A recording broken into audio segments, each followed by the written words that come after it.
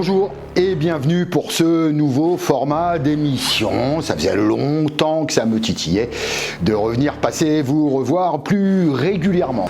Bonjour, bonjour. Alors, les précautions d'usage, avant même de démarrer, tout ce qui est team premier degré, coincé, énervé, rageux,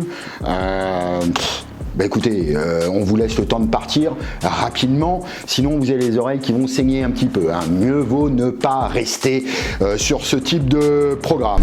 Putain, ça c'est pas faux. Motors version vidéo, ça démarre donc. On va s'intéresser évidemment à l'ensemble de l'actualité des sports mécaniques, en rallye, en moto, sur les circuits et peut-être même de temps en temps un petit peu d'électrique pour faire plaisir à certains, car il y en a, et oui, il y en a encore. Mais pas aujourd'hui. Pour l'essentiel, je vous laisse le temps donc à tous les mous du bulbe de pouvoir quitter ce programme pour éviter de nous faire un infarct. Je ne veux absolument pas en être tenu pour responsable. Comme vous pouvez le constater, nous avons l'œil sur vous depuis quelque temps. Voilà, ça y est, les indésirables, enfin ils se jugent indésirables, moi je m'en tartine le fion grave, sont partis, place maintenant aux divers programmes. Alors évidemment, il y a plusieurs séries en cours de la Formule 1, ça roule ce week-end à Spa par exemple, du Superbike qui roule également ce week-end en attendant de pouvoir partir en vacances à leur tour, rejoindre les copains du MotoGP. Question rallye à l'international, ça roulera dans une dizaine de jours maintenant du côté de la Finlande, donc 2 semaines après l'Estonie. Si vous voulez tous les détails des différentes séries, une seule adresse, motorsmag.fr, vous en avez l'habitude, où on évoque le DTM, enfin on fait plus qu'évoquer le DTM, le championnat du monde de rallycross, le Superbike, le MotoGP, donc au niveau local, Monobike, MX, en attendant le démarrage du Supermotard. Mais l'actualité hyper chaude pour le moment, c'est évidemment le 56e Tour Auto qui a démarré aujourd'hui avec les VA-VT, donc ce jeudi, le 56e Tour Auto démarre avec les vérifications administratives et techniques avant une mise en parc fermé du côté du site désormais redevenu traditionnel du Barachois à Saint-Denis. Nous sommes toujours là! 104 équipages avaient fait acte d'engagement. Il y en aura évidemment bien moins au départ. On aura la publication de la liste jeudi soir ou vendredi matin, de toute façon, avant le départ. Cet objectif ne sera pas atteint. Le Tour Auto de la Réunion, c'est l'épreuve à plus fort coefficient 4 pour la finale de Coupe de France, mais également dans le cadre de notre propre championnat de la Réunion. Avec un maximum toléré en épreuve de 2e division de 160 km, on frôle la limite du côté de Lazare-Union qui organise cette épreuve, puisque nous avons un parcours effectif réellement chronométré et programmé de 156 km. Combien? Bah ouais, ma gueule, 156 km. Tant que ça? On n'est pas loin de la limite, puisque les 2 derniers kilomètres de la Jamaïque, on les passera sous silence, puisqu'ils ne seront pas intégrés au classement. C'est une spéciale spectacle de présentation des rescapés, puisque ce sera la dernière spéciale au programme. Pour l'essentiel, il y aura 13 épreuves de vitesse pour départager tous nos loustiques dans les différentes catégories, car certes, il y a la course pour le vainqueur final du rallye, mais dans le cadre du championnat de la Réunion des rallyes, et puis pour la plupart des équipages, ils courent après un podium de classe. Avant tout, c'est ça l'objectif. On s'intéressera évidemment à tout le monde. Merci, c'est super sympa. 13 épreuves de vitesse sur 9 terrains différents. Cette année, Lazare-Union a opté pour limiter les boucles. Il y aura énormément de spéciales en one-shot avec un seul passage. Je vous propose qu'on démarre par le programme, les grandes lignes de ce qui vous attend tout au long du week-end. Bon, on a assez perdu de temps comme ça. Allez, c'est parti. On démarre vendredi pour un copier-coller de la première étape de l'an passé. On quitte donc le Barachois, direction les premiers lacets du côté de Troisban et ses 49 courbes et virages enregistrés pour 4 km de longueur. C'est une spéciale évidemment dédiée aux gros moulins. Les trajectoires, c'est pas la clé évidemment sur cette spéciale. Pas de corde au programme, il va falloir du cœur et du gros cœur. On va vous la faire courte, évidemment, la Porsche est ultra favori sur ce tracé. C'est d'ailleurs la Porsche de Maxime Dupuis qui l'an passé avait signé le temps référence. Va-t-il réussir à le descendre quelque peu? Rien n'est moins sûr puisque plusieurs évolutions ont été apportées à la Teuton depuis l'édition 2024 du Tour Auto. Ça c'est sûr. 3 bancs bouclés, on passe par la route de la montagne en liaison et on se rend dans l'ouest, sur les hauteurs de l'ouest et précisément sur les hauteurs de Saint-Paul avec la spéciale de Tête Dure qui démarre du côté de la plaine Saint-Paul. On est sur de la route forestière à relativement haute altitude, beaucoup de béton sur cette spéciale, de l'asphalte qui n'est pas de toute première jeunesse, c'est de l'asphalte dégradé et donc les puristes du rallye vont commencer à se faire plaisir avec une spéciale dont la clé est le tempo évidemment. C'est une spéciale relativement rapide avec énormément d'enchaînements. Il va falloir être très fin en note. On a quelques dévers également à certains endroits, Tête Dure pour une grosse dizaine de kilomètres. Ce sera également peut-être l'occasion de commencer à mesurer une certaine hiérarchie qui va se mettre en place. Je vous demande de vous arrêter.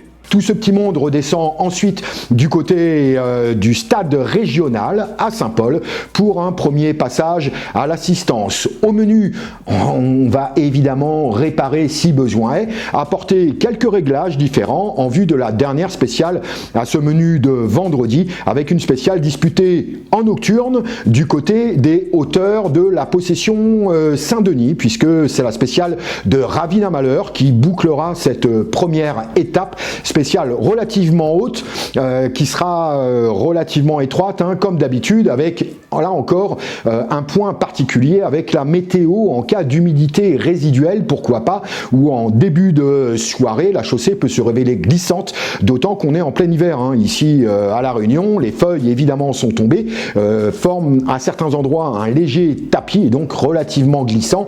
Là encore de nuit certains vont pouvoir tirer leur épingle du jeu et on en aura terminé avec cette première étape en nous rendant du côté du bar à choix où les voitures, les rescapés en tout cas, dormiront sagement jusqu'au lendemain matin.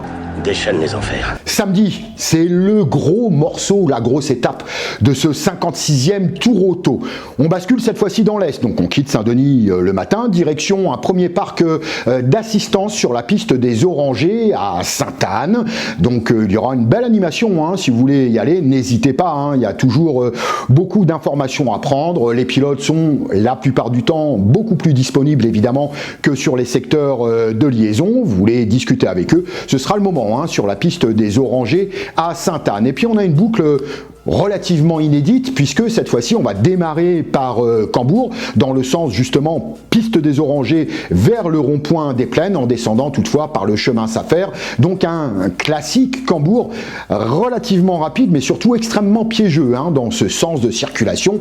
On pense notamment à l'entrée du pont au début de Cambourg, 3-4 km après le départ. Certains s'y sont déjà fait piéger. Donc spécial de Cambourg à Avalé avec un asphalte globalement relativement lisse. On est pour l'essentiel sur de la route départementale, hormis la descente du chemin Safer avant de remonter par la RD 56. Cambourg servira de mise en jambe. On est relativement bas en altitude et on basculera ensuite du côté de la plaine des Palmistes, les plus hautes altitudes enregistrées sur ce 56e Tour Auto, avec la spéciale des arômes modifiés par rapport aux années précédentes, puisqu'il y a eu une valse de travaux réalisée sur la commune de la plaine des Palmistes. On sera à un peu plus de 1000 mètres d'altitude pour cette spéciale, avec des vitesses moyennes attendues, mais alors qui vont éclater les records au niveau local. On devrait tourner entre 105 et 108 km/h de moyenne sur ce chrono qui développe un peu plus de 7 km de longueur. Donc une version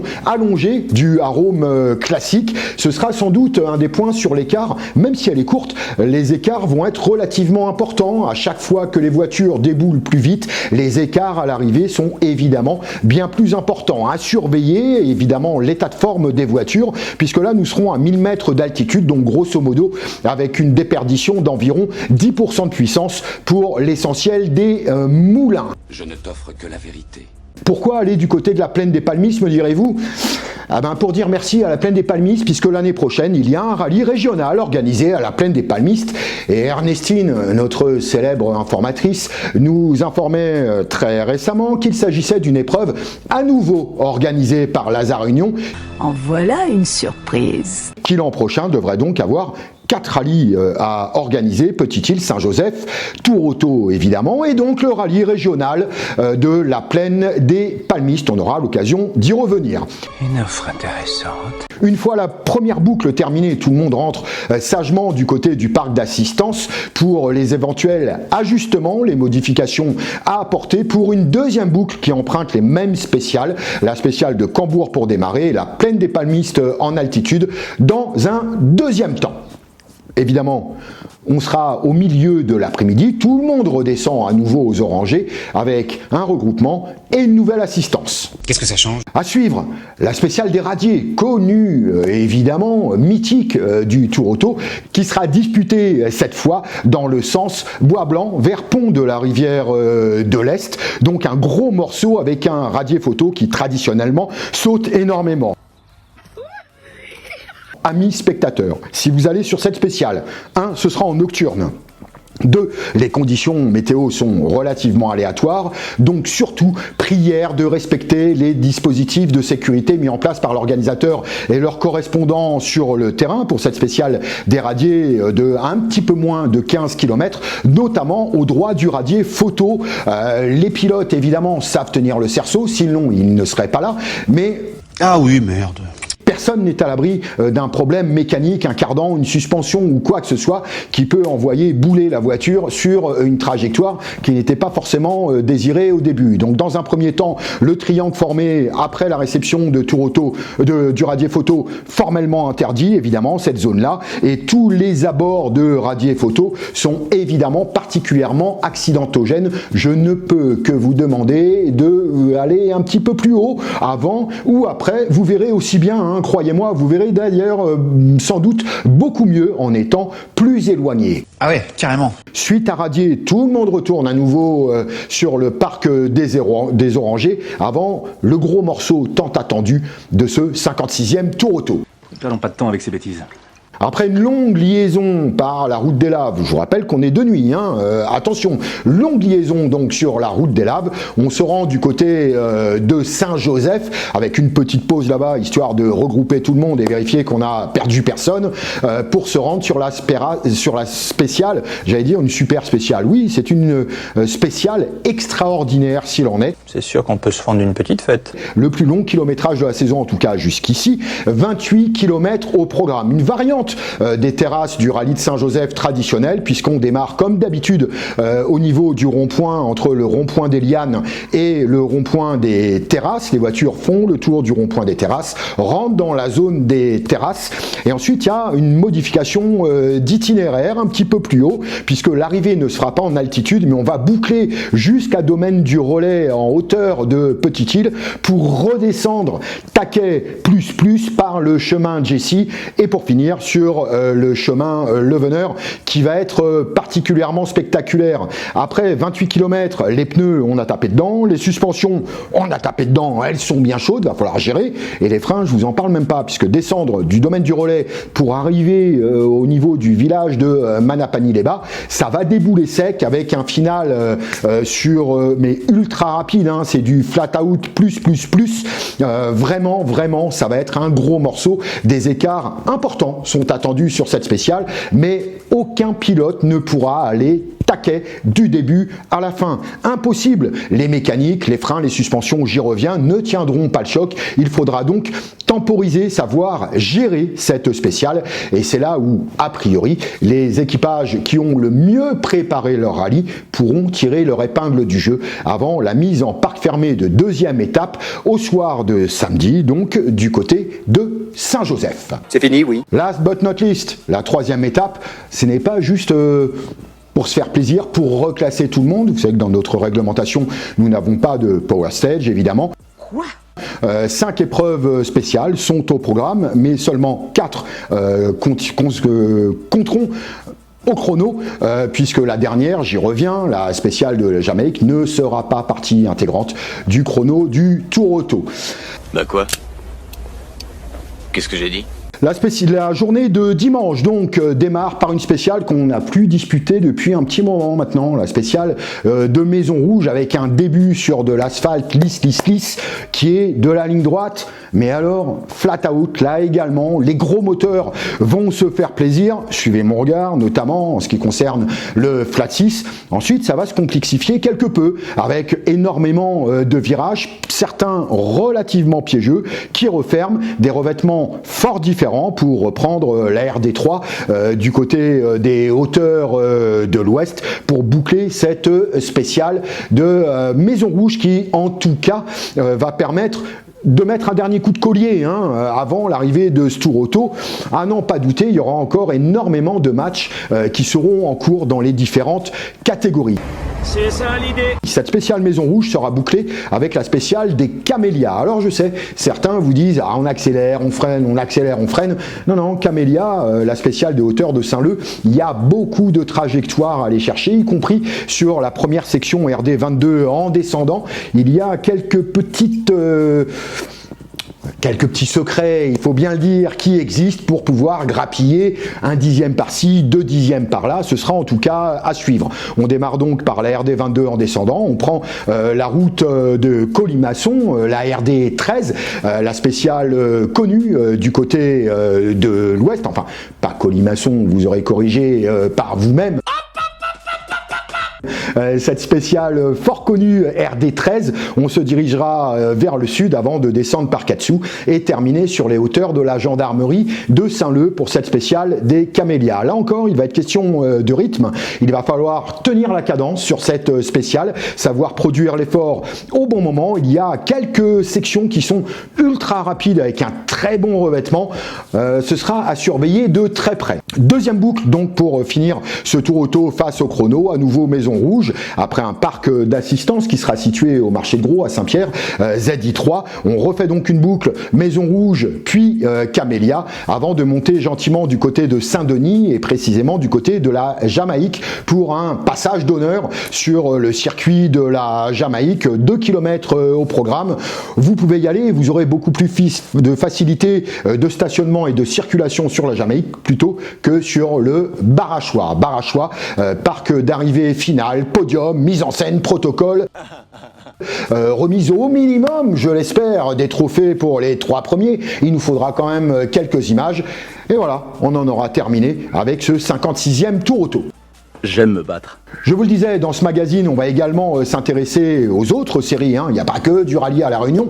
Heureusement, il y en a que 6 dans l'année. Il faut quand même avoir des choses à se mettre sous la dent. Et puis, pour tout vous dire, ça nous passionne. Et visiblement, si j'en crois les chiffres de fréquentation du site motorsmag.fr, ça a l'air de vous intéresser également. Ce week-end, on aura donc de la Formule E du côté de Londres. Dernière manche, le champion est connu. Reste attribué le championnat constructeur, notamment entre Nissan et Porsche, qui est toujours dans le coup. C'est Oliver Rowland qui est champion cette année. Il a été sacré il y a 2 semaines de cela du côté de Berlin. Donc formule électrique du côté de Londres. On sera un plaisir de vous remonter les images sur motorsmag.fr. Sinon, vous pouvez aller, je crois que sur YouTube, ils en produisent de temps en temps. Quelle indignité.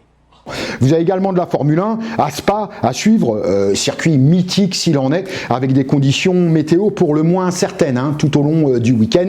Dans les Ardennes belges, en tout cas, c'est toujours météo.